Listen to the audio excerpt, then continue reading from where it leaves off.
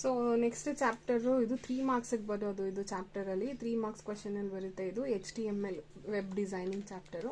ಇದರಲ್ಲಿ ನಾನು ನಿಮಗೆ ಲಾಸ್ಟ್ ಕ್ಲಾಸಲ್ಲಿ ಇದ್ದಾಗಲೂ ಹೇಳಿದ್ದೆ ಟ್ಯಾಗ್ಸ್ಗಳನ್ನ ನೋಡ್ಕೊಳ್ಳಿ ಅಂತ. ಆ ಟ್ಯಾಗ್ಸ್ ಜೊತೆಗೆ ಅದು ಏನಕ್ಕೋಸ್ಕರ ಯೂಸ್ ಮಾಡ್ತೀವಿ ಅನ್ನೋದು ಒಂದ್ಸತಿ ನೋಡ್ಕೊಳ್ಳಿ.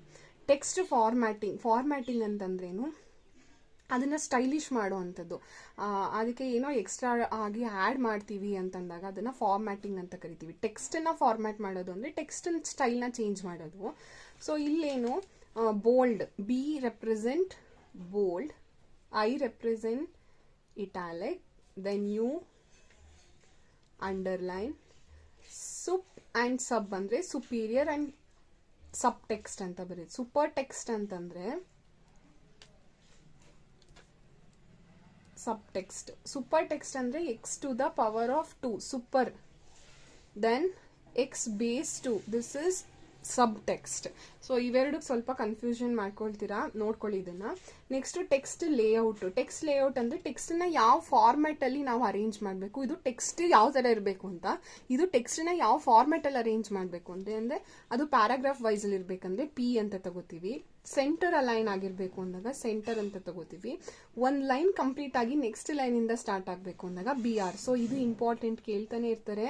ಸಿಂಗಲ್ ಲೈನ್ ಬ್ರೇಕ್ಗೆ ಯಾವುದನ್ನ ಯೂಸ್ ಮಾಡ್ತೀವಿ ಅಂತ ಅಂದರೆ that is BR, single line break ಅಂತ ಕರಿತೀವಿ. ದೆನ್ ರೀಸೈಜ್ ಟ್ಯಾಗ್ ಇಲ್ಲೇ ಇದೆ.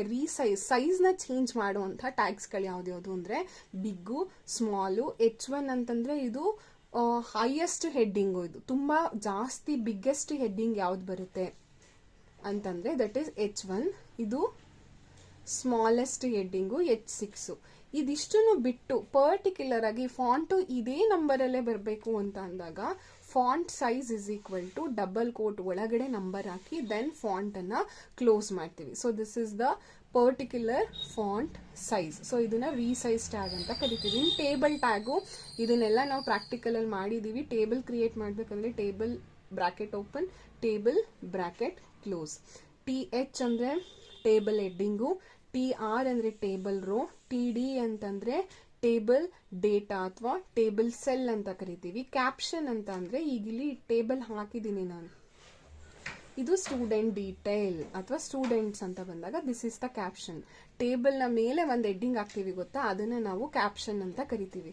ಸೊ ಈಗ ನೆಕ್ಸ್ಟು ಇದನ್ನ ಬಿಟ್ಟು ನಿಮಗೆ ಅದರ್ ಟ್ಯಾಗ್ಸ್ ಅಂತ ಬರುತ್ತೆ. ಅಂತಂದರೆ ಇದು ಇಂಪಾರ್ಟೆಂಟು, ನಿಮಗೆ ಇದನ್ನು ನೀಟಾಗಿ ನೋಡ್ಕೊಳ್ಳಿ.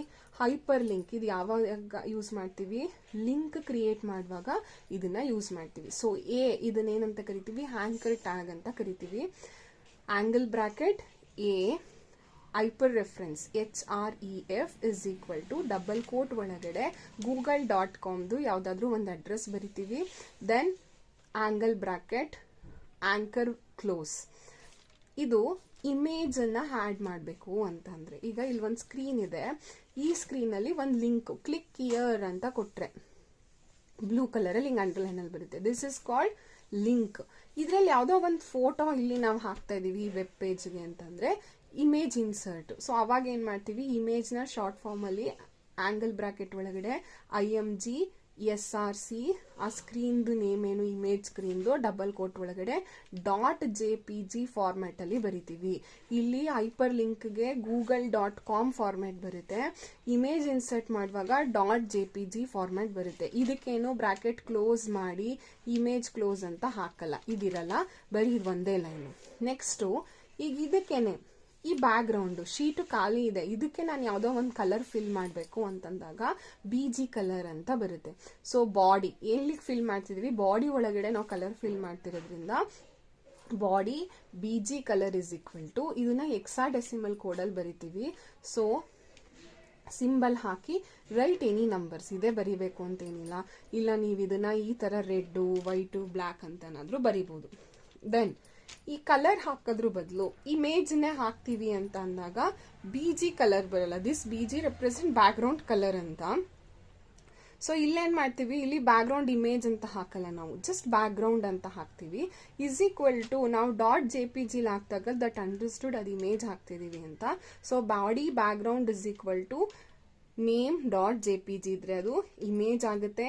Body BG colour background colour is equal to colour ಬರುತ್ತೆ, ಅದು ಕಲರನ್ನು ಬ್ಯಾಕ್ಗ್ರೌಂಡಿಗೆ ಹಾಕೊಳ್ಳುತ್ತೆ. ಸೊ ಇದು ಇಂಪಾರ್ಟೆಂಟ್ ಟ್ಯಾಗ್ಸು. ಇದನ್ನ ಬಿಟ್ಟರೆ ನಿಮಗೆ 1 ಮಾರ್ಕ್ಸಲ್ಲಿ ಕೇಳ್ಬೋದು ವೆಬ್ ಹೋಸ್ಟಿಂಗ್ ಅಂದರೆ ಏನು, ಅದರಲ್ಲಿ different types of web hosting ಇದೆ.